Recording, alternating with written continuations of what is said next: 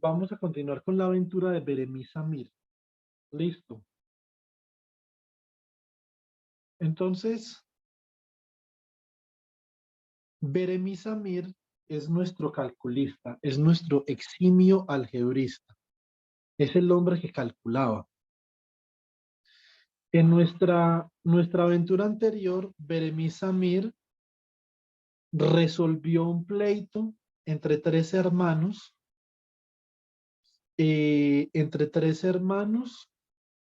que tenían 35 camellos para subdividirse y nosotros hicimos en el video, está el cálculo explícito y vimos que las herramientas que habría de utilizar Beremis Amir eran ¿qué? ¿Qué herramientas utilizaba Beremis Amir?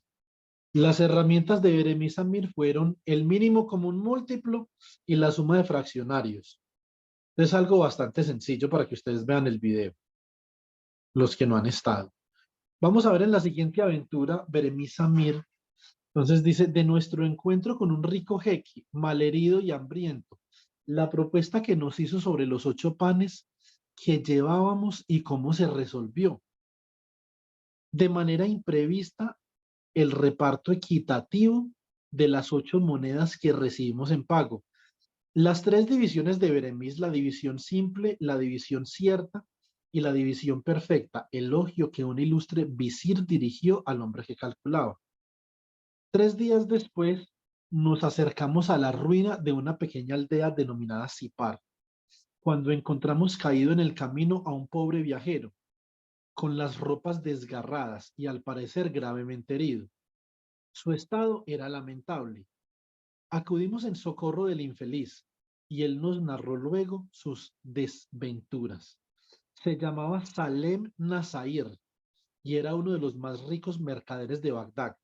Recuerden que Bagdad es la capital de Irak y en esa época, estamos hablando del 1300 y piola, era una de las capitales del mundo. Habían 2 capitales del mundo en esa época, que eran Córdoba, en el califato de Medina Zahara, en el sur de España, y Bagdad, ¿cierto? Que está en el califato de Mesopotamia. Al regresar de Basora, pocos días antes, con una gran caravana por el camino de El Gilel, fue atacado por una chusma de nómadas persas del desierto. Los persas todavía no estaban bien establecidos y entonces tenían tribus muy nomádicas y atacaban a los viajeros en el desierto, los robaban, etc. La caravana fue saqueada y casi todos sus componentes perecieron a mano de los beduinos. Él, el jefe, consiguió escapar milagrosamente, oculto en la arena entre los cadáveres de sus esclavos. Al concluir la narración de su desgracia, nos preguntó con voz ansiosa: ¿Traéis quizá, traéis quizá algo de comer? Me estoy muriendo de hambre. Me quedan 3 panes, respondí. Yo llevo 5, dijo a mi lado el hombre que calculaba. Pues bien, sugirió el jeque, yo os ruego que juntemos esos panes y hagamos un reparto equitativo. Cuando llegue a Bagdad, prometo pagar con 8 monedas de oro el pan que coma. Así lo hicimos. Al día siguiente, al caer la tarde, entramos en la célebre ciudad de Bagdad, perla del Oriente. Al atravesar la vistosa plaza, tropezamos con un aparatoso cortejo a cuyo frente iba el brioso Alazán, el poderoso Brahim Maluf, uno de los visires. El visir, al ver al jeque Salem Nasair en nuestra compañía, le llamó, haciendo detener a su brillante comitiva, y le preguntó: ¿qué te pasó, amigo mío?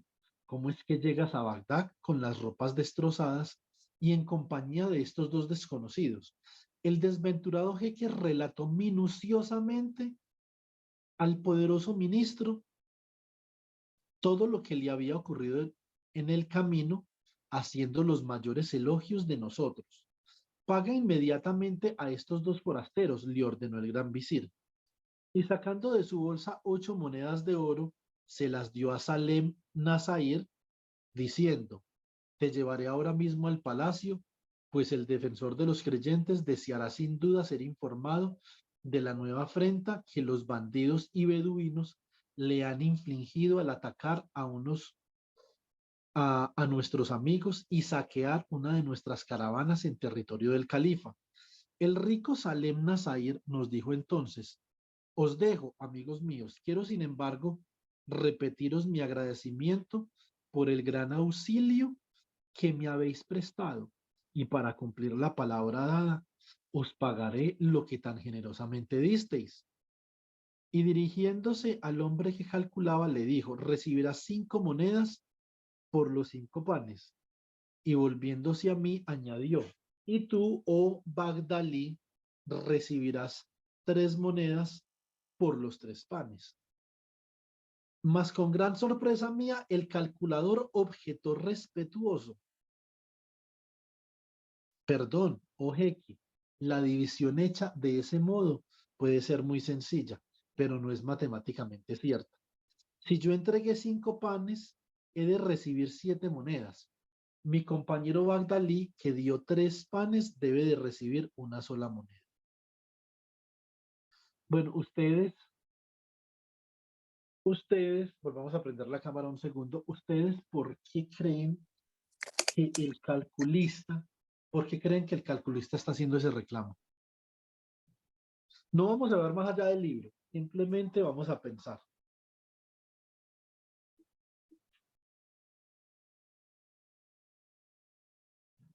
A mí me parece muy lógico que si hay 8 panes, le paguen a cada persona por cada pan que ponga una moneda de oro, ¿sí o no? ¿Qué será lo que habrá pasado? ¿Alguien quiere poner algún argumento sobre la mesa? Lo que yo pienso es que tal vez se comieron primero los 5 panes del, del, del hombre que calculaba Sí, y no se terminaron los del acompañante, tal vez. tal vez. Bueno, ese es obviamente, ese argumento no está mal. No está mal, es empanada. No, mentiras, ese argumento no está mal. Entonces, pero ¿qué otra situación se pudo haber suscitado? Esto es un tema tanto de comprensión lectora como de interpretación matemática.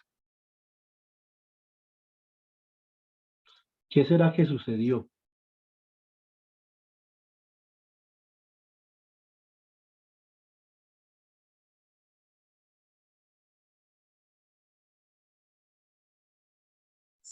Creo que de pronto en la forma en que se repartieron los panes. ¿Por qué? ¿Qué dices tú?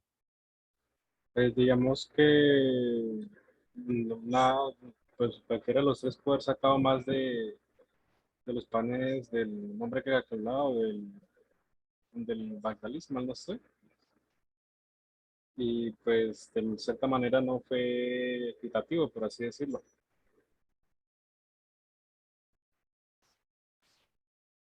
¿Cómo se repartieron los panes? Bueno, digamos que vamos a dejar ese argumento en remojo, Oscar, un segundo. Tú dices que de pronto los panes no se repartieron de forma tal, no se repartieron de forma tal que a cada uno le corresponda una moneda de oro por cada pan que compartió, ¿cierto? Entonces vamos a ver a qué se refiere el hombre que calculaba cuando dice que la división no es matemáticamente cierta. A mí eso me llama mucho la atención, ¿cierto? Cuando nosotros estamos leyendo un libro, es muy importante si nosotros queremos aprender a escribir, mm, es importante aprender a leer. Cuando nosotros estamos leyendo un libro, y además los libros son una gran fuente de, de sabiduría, hay que saber leer un libro. Anoten las palabras que a ustedes o les causa confusión o dejan no resuelta una frase. Yo no sé qué significa esta frase porque yo no entiendo esta palabra. Vamos a devolver.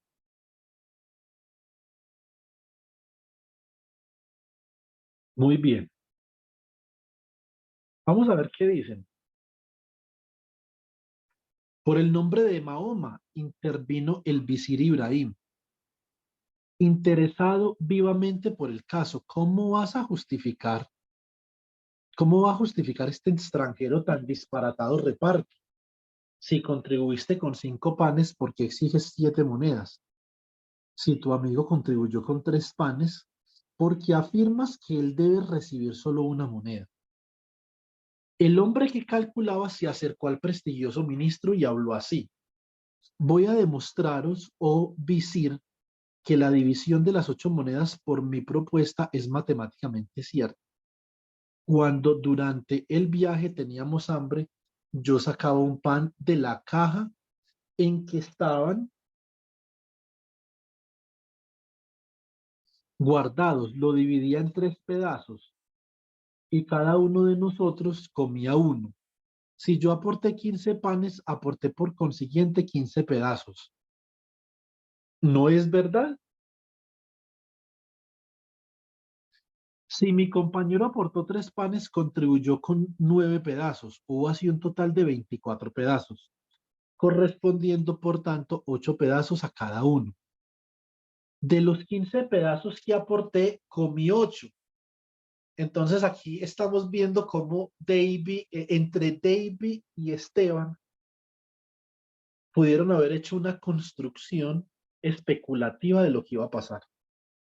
Eso es muy importante dentro de nuestro proceso formativo. Eso es clave, chicos. Lograr llegar a especular es muy importante. Equivocarse durante el proceso especulativo es muy importante para poder después decir, la próxima vez que yo especule, voy a especular de esta otra forma que me parece un poco más adecuada, más coherente. Listo, vamos a continuar. Mi compañero aportó, como dijo, 9 pedazos y comió también 8. Luego, solo dio 1. Los 7 que yo di y el restante con que contribuyó al Bagdalí formaron los 8 que corresponden al jeque Salem Nazair. Luego, es justo que yo reciba 7 monedas y mi compañero solo una, ¿cierto? O sea que obviamente había que posdividir, hacer una posdivisión, dependiendo de qué porcentaje de los panes se hubiera comido el, el mercader, ¿cierto? Muy bien. El gran visir, después de hacer los mayores elogios del hombre que calculaba, ordenó que le fueran entregadas las 7 monedas, pues a mí, por derecho, solo me correspondía una. La demostración presentada por el matemático era lógica, perfecta e incontestable. Sin embargo, si bien el reparto resultó equitativo, no debió satisfacer plenamente a Beremis, pues este, dirigiéndose nuevamente al sorprendido ministro, añadió: esta división que yo he propuesto de 7 monedas para mí y una para mi amigo es, como demostré ya, matemáticamente cierta, pero no es perfecta a los ojos de Dios. Y juntando las monedas nuevamente las dividió en 2 partes iguales. Una me la dio a mí, 4 monedas, y se quedó la otra. Este hombre es extraordinario, declaró el visir. No aceptó la división propuesta de 8 dinares en 2 partes de 5 y 3 respectivamente y demostró que tenía derecho a percibir 7 y que su compañero tenía que recibir solo un dinar. Pero luego divide las 8 monedas en 2 partes iguales y le da una de ellas a su amigo.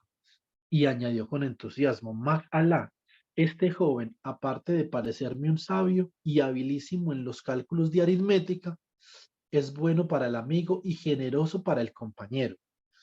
Hoy mismo será mi secretario, poderoso visir, dijo el hombre que calculaba. Veo que acabáis de realizar con 29 palabras un total de 135 letras, con un total de 135, la mayor alabanza que oí en mi vida. Y yo, para agradeceroslo, tendré que emplear exactamente 58 palabras en las que figuran nada más y nada menos que 270 letras. exactamente el doble. Que Alá os bendiga eternamente y os proteja. Seáis vos por siempre alabado. La habilidad de mi amigo Beremis llegaba hasta el extremo de contar las palabras y las letras que hablaba y calcular las que iba utilizando en su respuesta para que fueran exactamente el doble. Todos quedamos maravillados ante aquella demostración de envidiable talento.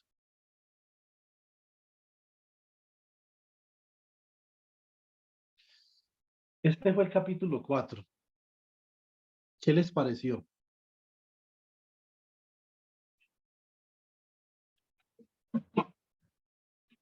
Escucho.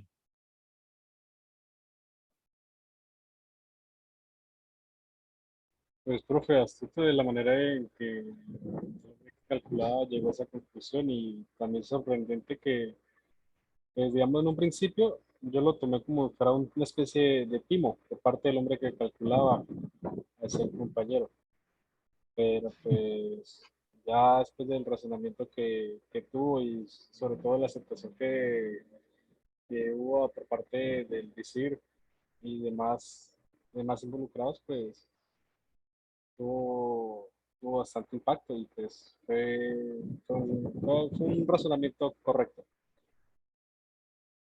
Eh, nosotros hemos hablado, nosotros hemos hablado de, nosotros hemos hablado y denotado una situación particular dentro de nuestras discusiones en relación a los objetivos que tenemos nosotros como físicos.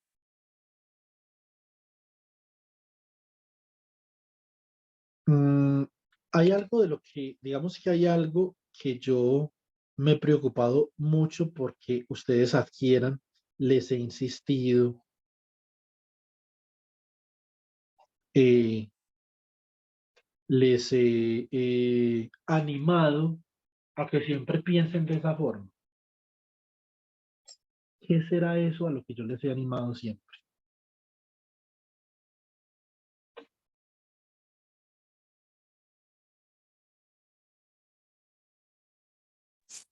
Pues yo creería que es el hecho de pensar con profundidad. Exactamente, Lili. Muy bien. Fantástico. Es pensar con profundidad. Lo más superficial que pudo haber pasado en ese momento, lo más fácil que, la forma más fácil en la que se podía resolver la partición, ¿cuál era? La forma más fácil en la que se podía resolver la partición simplemente era, oiga, por cada par una moneda y ya. ¿Para qué nos vamos a complicar? Pero el hombre que calculaba añadió ¿qué? Añadió grados de libertad, ¿cierto? Añadió grados de libertad, añadió complejidad al problema y cuando nosotros le añadimos complejidad a los problemas se vuelven más interesantes, pero no solamente eso, es que los problemas de la vida real no son tan triviales de resolver. Uno no puede ir haciendo una repartición de esa forma, ¿cierto? Entonces, el hombre que calculaba en este capítulo de hoy nos dio un ejemplo de profundidad, que es lo que decía. El hombre que calculaba nos dio un ejemplo de profundidad y eso es algo muy importante. Yo quiero que nosotros en los problemas que vamos a comenzar a desarrollar la semana entrante tengamos presente que es importante pensar con profundidad. Eso es clave. Las personas profundas son personas además que son más interesantes, son más valoradas en su trabajo porque pensar con superficialidad lo puede hacer cualquiera. ¿Sí o no? Pero ir más allá, profundizar en un tema, ver los patrones que ninguno otro ve.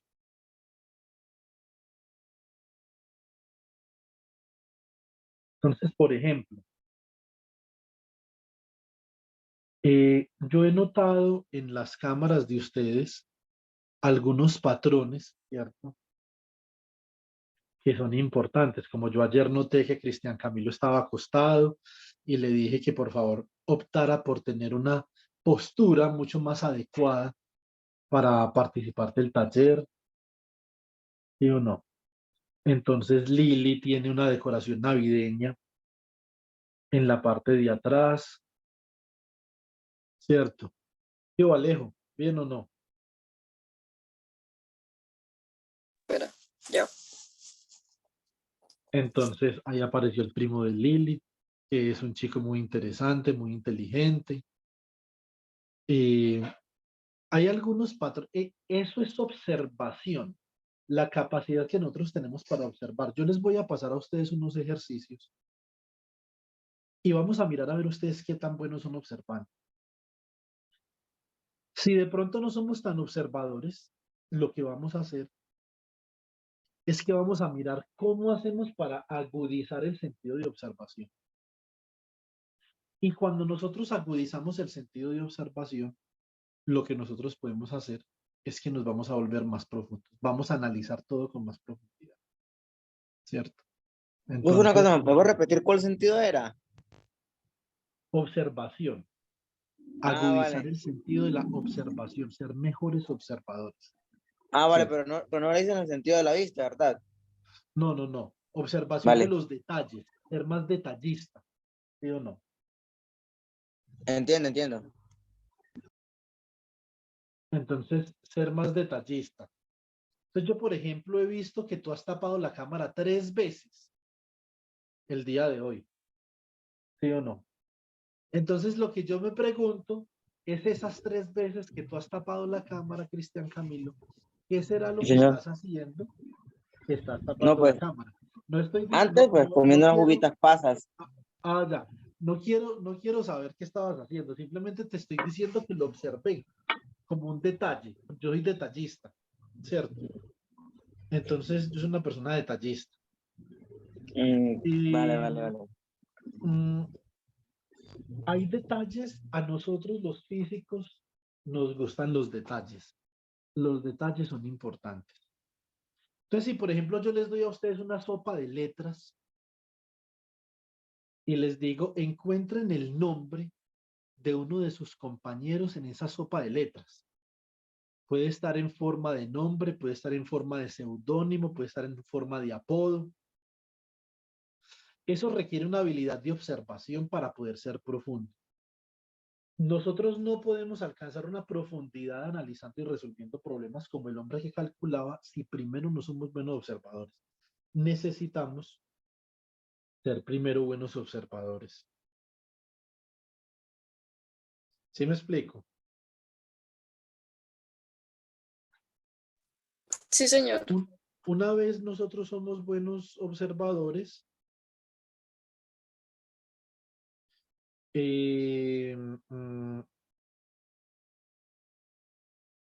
nosotros podemos con profundidad analizar diferentes contextos. Segundo. Muy bien. ¿Qué, por ejemplo, qué requiere una buena capacidad de observación para poderse solucionar? Hay algo que yo quiero que ustedes trabajen, que nosotros vamos a trabajar, que a mí me interesa mucho trabajar, y son identidades trigonométricas. Identidades trigonométricas y problemas con trigonometría. Para uno resolver una identidad trigonométrica tiene que tener un sentido agudo para observar. Recuerden que las matemáticas son importantes de manera independiente si me van a servir en mi ejercicio profesional o no. No me tienen que servir, ¿cierto? Las matemáticas no me tienen que servir. Las matemáticas me sirven para ordenar mi pensamiento. Yo puedo ordenar mi pensamiento con las matemáticas, ser una persona más ordenada, ser una persona más ordenada para pensar, ser una persona más ordenada para hablar, para guardar la ropa, para planear la salida, para relacionarme con las personas, ¿cierto? Las matemáticas, básicamente que son la ciencia del orden, me permiten ordenar mis ideas, ¿cierto? Entonces, les voy a colocar un ejemplo. Llega una amiga de ustedes, una muchacha, y les dice, ay, lo más de lindo, conocí a un muchacho, me invitó a la casa y la mamá me trató lo más de mal y, y ese muchacho insultó a la mamá, le dijo de todo para defenderme a mí, no. Ay, yo estoy profundamente perdida por ese muchacho. Lo lindo. Entonces, obvio, ¿qué es eso? Eso es una observación trivial y superficial de esa muchacha, ¿cierto? ¿Cuál sería otra observación que podría dar la muchacha? ¿Ustedes qué creen? Un poco más profunda. Si la muchacha pensara con más profundidad, se podría dar cuenta de qué. La forma en que trató a la mamá. Claro, la forma en que trató a la mamá. De pronto le partió Entonces, un pocillo o algo así. solo es cuestión de tiempo de que ese muchacho trate a esa muchacha como trata a la mamá. Digamos, pero para eso se requiere un análisis un poco más profundo, ¿cierto? Entonces, obviamente, la primera idea de la muchacha, que es una idea más, digamos, reptiliana, ¿cierto? ¿Va a ser qué? Va a ser pensar que el muchacho la está defendiendo, que tan lindo, que cómo se enfrentó a la mamá, pero si de pronto observa detalladamente, hombre, pero de todas formas, esta señora es como Canzón, pero es la señora que ha estado toda la vida con él, la que lo ha cuidado, la que lo ha criado.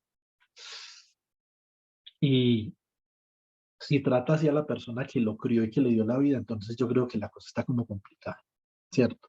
Esa sería una segunda idea. Entonces, por ejemplo, puede haber una tercera idea que también requiere otro poco más de profundidad. Por ejemplo, podría ser la siguiente. Uy, pero de pronto la señora sí es muy cansona y es bastante insoportable, por ejemplo. Entonces, de pronto el chico reacciona así porque está cansado de su mamá. Más sin embargo, otro aspecto más de profundidad en esa situación podría ser el siguiente. Me imagino yo porque yo me estoy inventando ejemplos. Simplemente estoy inventando cosas. Podría ser lo siguiente. ¿Qué tal, por ejemplo, que la muchacha podría pensar, uy, pero si este man fue criado por una persona tan intensa, tan cansona, tan hostigante, pues de pronto va a tener un poco problemas de crianza con los que yo no quiero cargar.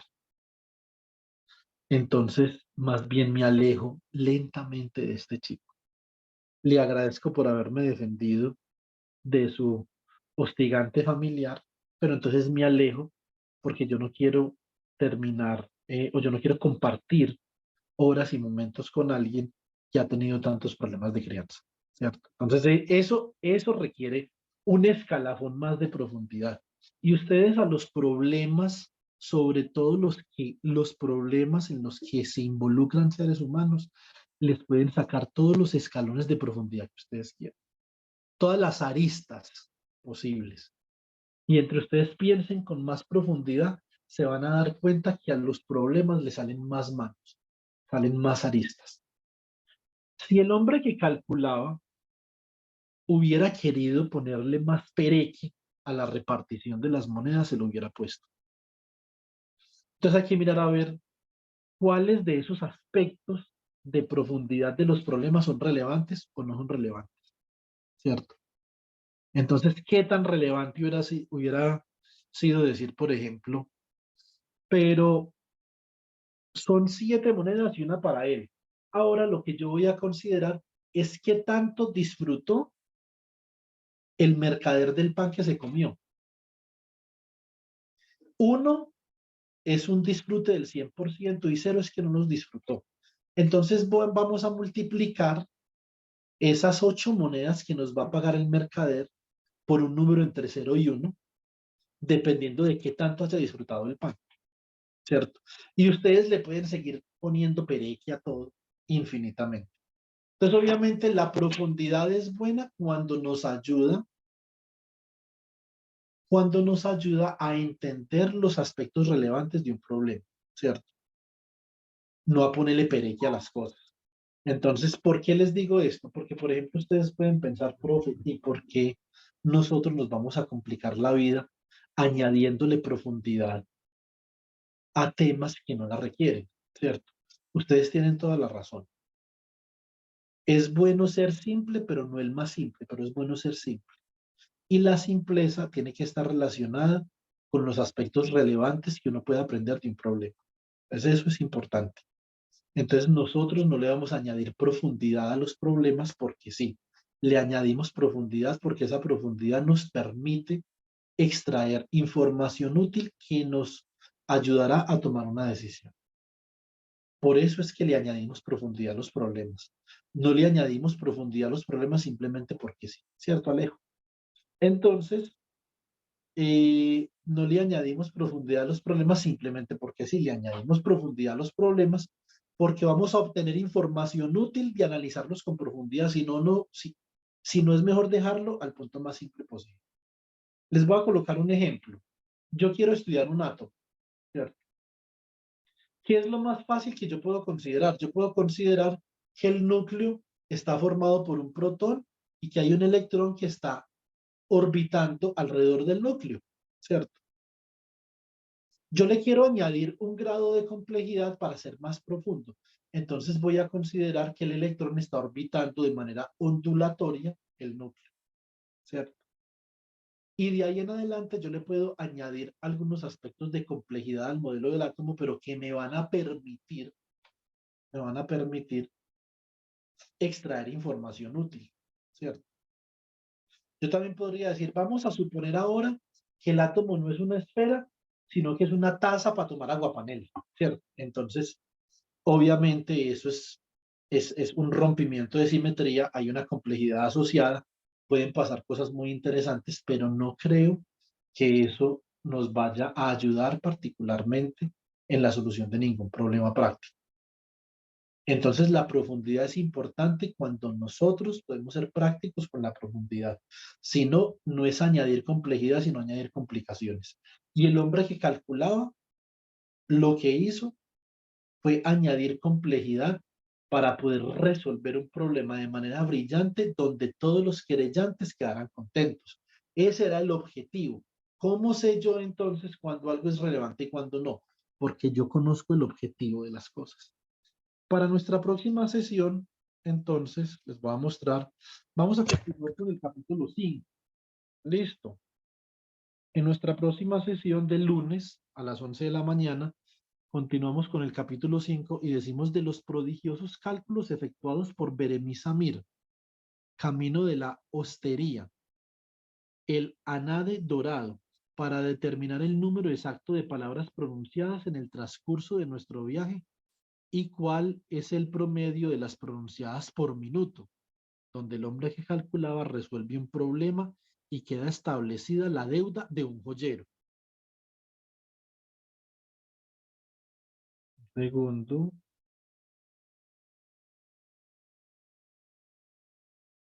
Entonces, nosotros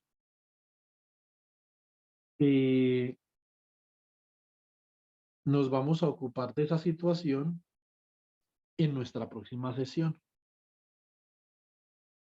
Les voy a leer un pedacito de este capítulo 5. Por favor, no leamos los capítulos avanzadamente para poder hacer la discusión aquí en la sesión. Luego de dejar la compañía del jeque Nasir y del visir Maruf, nos encaminamos a una pequeña hostería denominada el Anade Dorado, en la vecindad de la mezquita de Solimán. Allí nuestros camellos fueron vendidos a un chamir de mi confianza que vivía cerca. De camino le dije a Beremis, ya ves, amigo mío, que yo tenía razón cuando te dije que un hábil calculador puede encontrar con facilidad un buen empleo en Bagdad.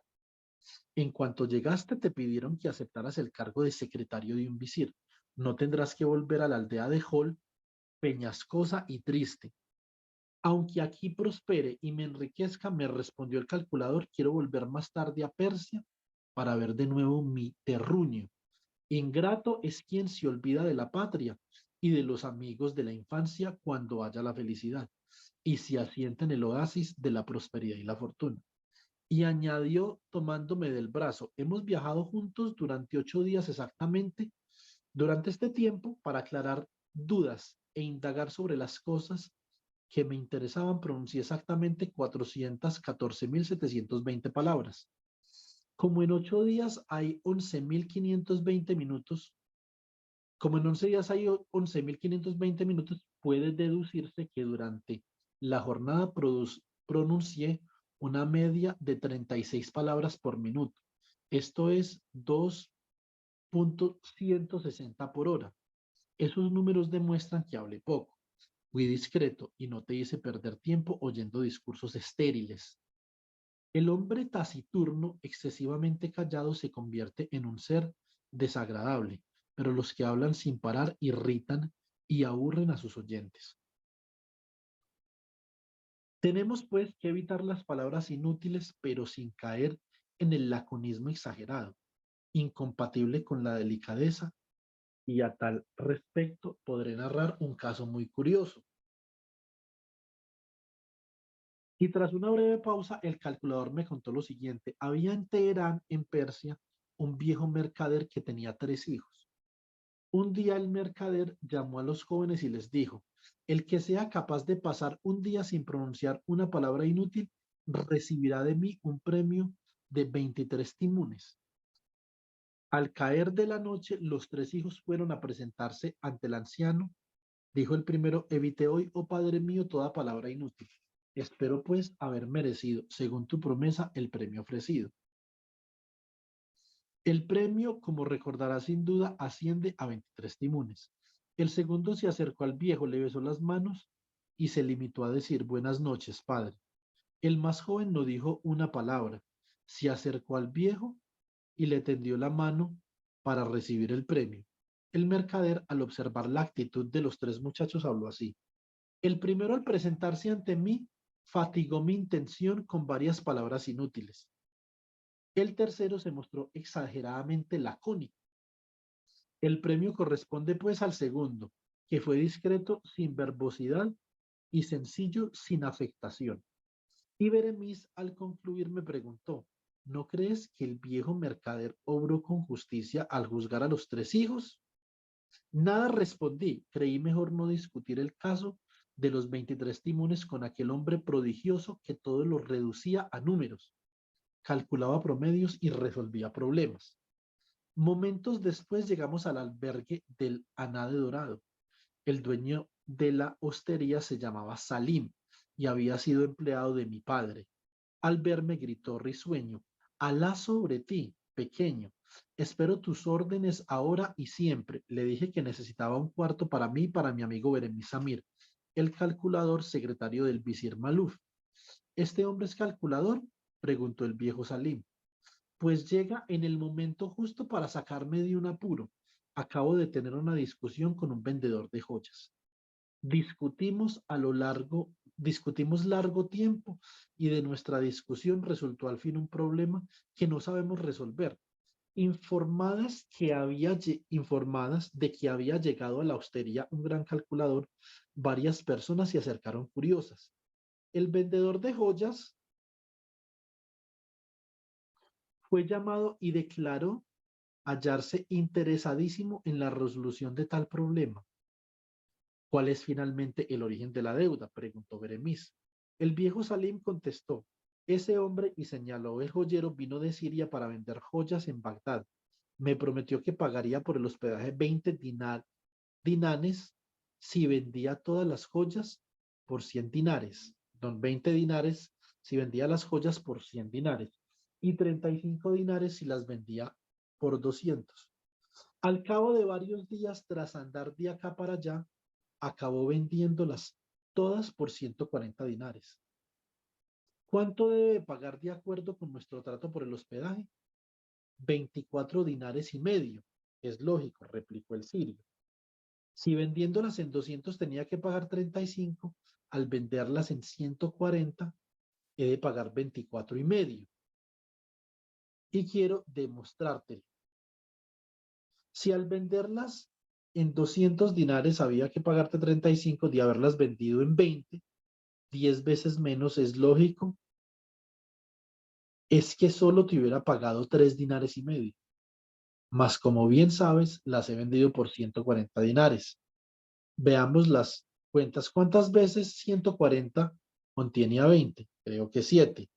Si es cierto mi cálculo, luego si vendiendo las joyas en 20, debía pagarte 3 dinares y medios, al haberlas vendido en 140, he de pagarte un importante equivalente a 7 veces 3 dinares y medio, o sea, 24 dinares y medio. ¿Cierto? Esta es la proporción establecida por el joyero. Una proporción matemática. Estás equivocado. Lo contradijo irritado el viejo Salim. Según mis cuentas, son 28. Fíjate, si por 100 tenía que recibir 20, por 140 he de recibir 28. Está muy claro y te lo demostraré. Y el viejo Salim razonó del siguiente modo. Si por 100 iba a recibir 20, por 10, que es la décima parte de 100, me correspondería la décima parte de 20. ¿Cuál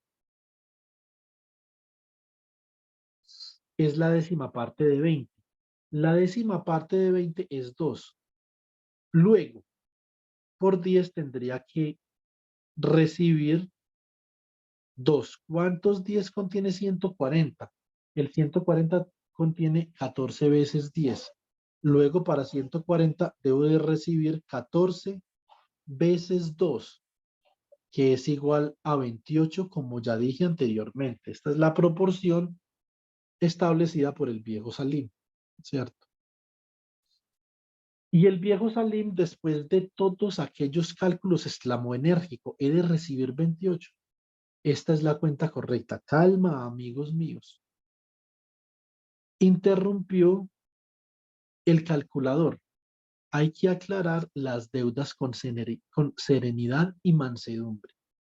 La precipitación lleva al error y a la discordia. Los resultados que indicáis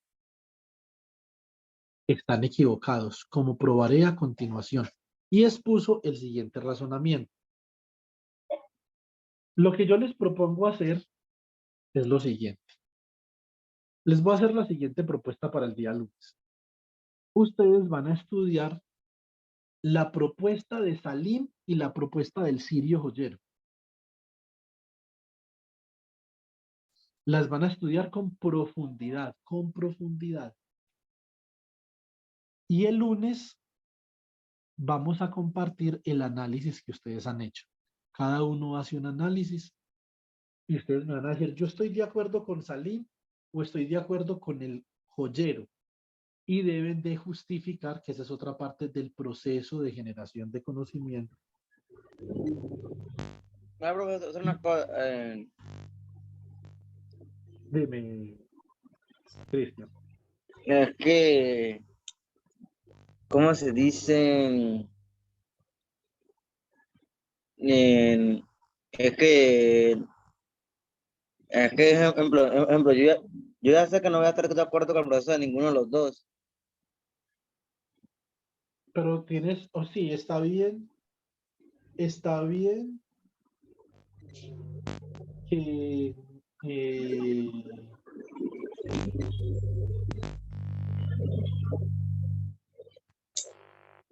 a ver, está bien que no estés de acuerdo con ninguno de los dos. Está muy bien, pero ¿por qué? No, o sea, no, yo le dije que yo sé que no estaré de acuerdo con el proceso de ninguno de los dos. O sea, yo puedo escribir el por qué no me agrada ninguno de los procesos de los dos. Sí, pero tienes que justificarlo, o sea, debe haber una Ah, vale. justificación. Una vez tú tengas la justificación, pues no hay ningún problema, pero naturalmente debe de haber una justificación. Listo, Cristian. Sí, señor. Bueno, muy bien. Listo. Es importante justificar nuestros argumentos. No, nuestros argumentos no. Es importante justificar nuestros postulados con base argumental, que es diferente. Pero eso lo vamos a hacer el lunes. Bueno, chicos.